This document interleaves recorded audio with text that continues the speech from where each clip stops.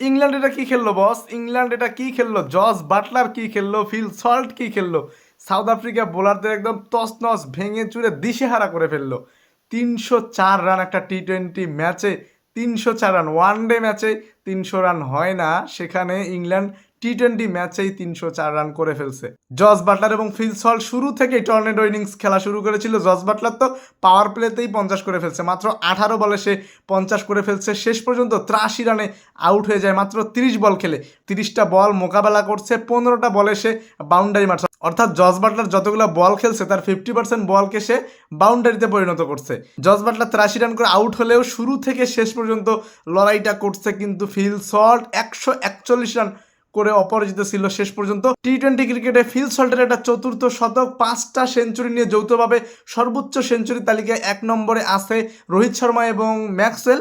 2 নম্বরে উঠে আসলো ফিল সল্ট চতুর্থ সেঞ্চুরি নিয়ে সূর্য কুমার যাদবের সঙ্গে যৌথভাবে দ্বিতীয় অবস্থানে ফিল সল্ট। রোহিত শর্মা যে 5টা সেঞ্চুরি করছে, সে ম্যাচ খেলছে 151টা।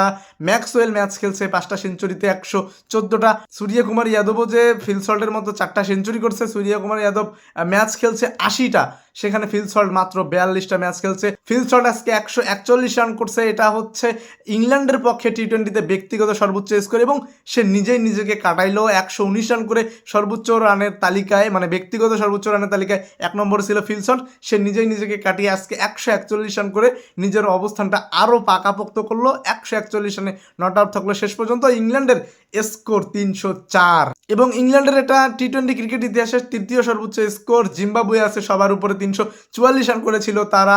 নেপাল আছে 2 নম্বরে, 314 রান করেছিল তারা, এবং 3 নম্বরে কিন্তু উঠে আসলো ইংল্যান্ড, এবং এই তিনজনই কিন্তু 300+ রান করছে, আর বাকি কেউ 300+ রান করতে পারেনি টি-20তে।